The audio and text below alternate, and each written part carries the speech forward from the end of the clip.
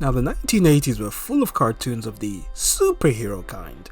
Nope, not talking about DC or Marvel, but that great era in the 1980s when it was all about action cartoons and toys.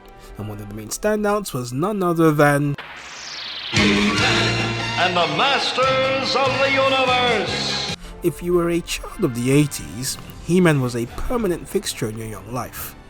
Whether it was the action figures, comic books, or the cartoon show, of course, He-Man was everywhere.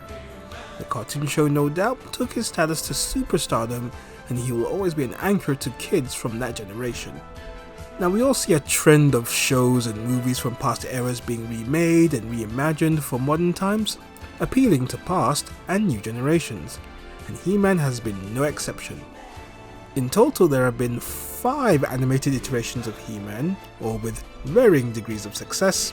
Due to the restrictions placed on animated shows of the 80s, the shows would come off as very kid-friendly with little animated violence, and even had built-in morality lessons to teach the kids of right or wrong. So the storytelling was your standard good versus evil. There were a handful of episodes with other villains as the main antagonists, but Skeletor was by far and large the number one villain of the series. The dialogue used was very kid-like and at times cringe, but then you're talking about a show that was aimed at 2 to 11 year olds. Given the times and how limited technology was back in the 1980s, the show did very well to convey a story to its audience. The younger kids liked the action, the older kids were into the stories itself on top of the action. The show would also churn out little morality tales at the end of each episode to teach kids the importance of doing the right thing. To look back on this show retrospectively, you can see it for what it was, which was a children's show designed to sell toys. So from a marketing standpoint, it did its job in attracting its target audience. But it proved so successful that even after the show ended in 1985, it still carried on in syndication for several years. So to sum up He-Man, not so much a show for my adulthood, but a show that was great for my childhood, and I look back on it with very fond memories indeed. Before Xena Warrior Princess, before Buffy the Vampire Slayer, there was She-Ra, Princess of Power. Twin sister to He-Man, she was like the first real female action cartoon character back in the 1980s. To simply call her a female version of He-Man would be accurate, but too simplistic, as she managed to be a strong woman but kept her very feminine identity. The events of She-Ra took place on the planet of Etheria, the sister planet of Eternia, where as her real persona Princess Adora, she was the leader of the rebellion going to war against the evil forces of the Horde led by the tyrant Hordak, as the people of Etheria attempted to drive the Horde off their world. This is in stark contrast to Skeletor on Eternia, where he would plot to take over Eternia from his base at Snake Mountain, whereas Hordak and the Horde had a good portion of Etheria enslaved under his tyrannical rule. As women tend to do, they fall for a guy with an edge to them. Adora met Seahawk, a pirate with a rugged and confident exterior. He ended up becoming Adora's on-again, off-again boyfriend. These features I feel gave She-Ra a little bit more character depth to her, which made her stories a little bit more interesting. Now personally, I always enjoyed the episodes that He-Man appeared in, and it made me want to have a proper full-on show with both of the twins in action. She-Ra was very much a part of that great 80s period of animated cartoons, was seen as the female equivalent of He-Man, but over time she proved to be more of a hero in her own individual right. The show, as I have said earlier, was aimed at kids and is very nostalgia driven for those who grew up in that era and who like to check it out every now and again. I did say earlier, the show does not hold up very well, but still has enough of that nostalgia magic to rewatch and just enjoy the series for what it was, a product of its time. She-Ra has definitely left her mark on pop culture and is an inspiration to many young girls who wanted to be superheroes of their own. She can be put in that class of female icons like Wonder Woman or Supergirl or Sarah Connor, Xena Warrior Princess and Buffy the Vampire Slayer. An iconic female hero, one of the most fondly remembered of all time. She-Ra, Princess of Power. The Centurions. The Centurions is an animated show which follows the adventures of a group of heroes who donned special assault vehicles and became half man, half machine, almost like a team of Iron Men, if you will, and they will go on to do battle against the evil cyborg mad scientist, Doc Terror. The Centurions debuted in April 7, 1986, running until December 12th that same year.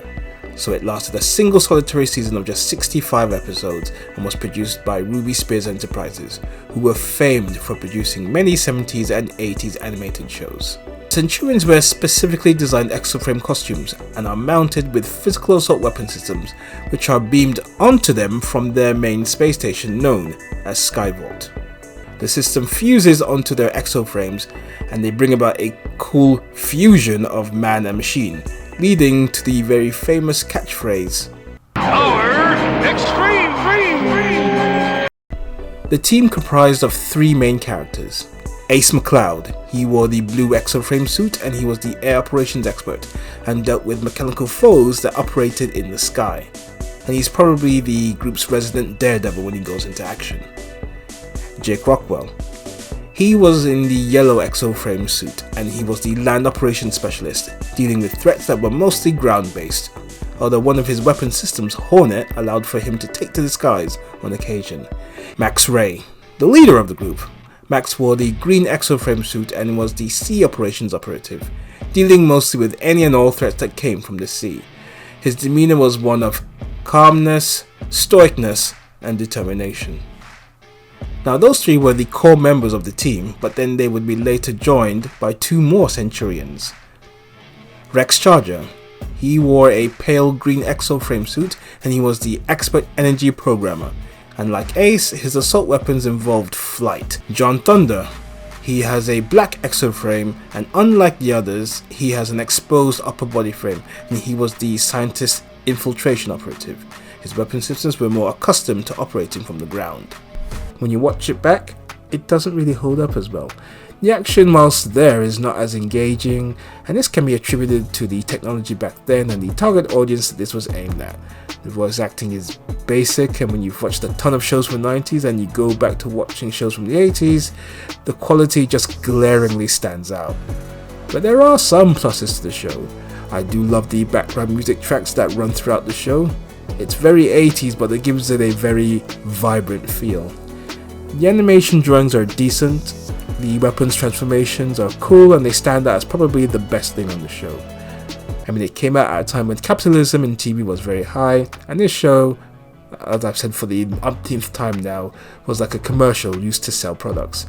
So it is good to go back and check it out every now and again, but don't expect too much in the way of an amazing show. This is a show that I would love to see get rebooted for a new era, and with its history, I think there's enough to create a new show that honours the origins and makes room to enhance it and tell new and much better stories. And with how technology has advanced in today's world, from when this show was first released, there's so much to tap into from there to make a very good show. The Centurions, another trip down 80s nostalgia lane. The Centurions!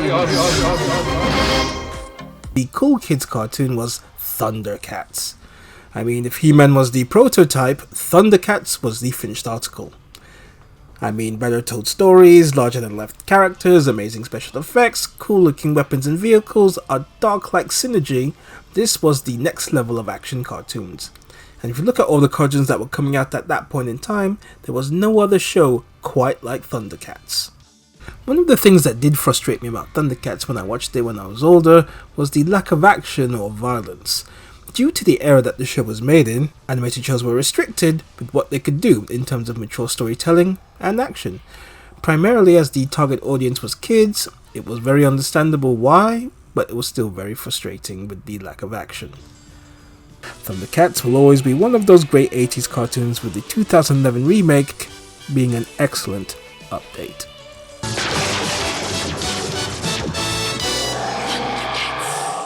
Thank you very much for watching this video. I hope you liked it, and if you want to see more, please remember to like, share, and subscribe. Thank you.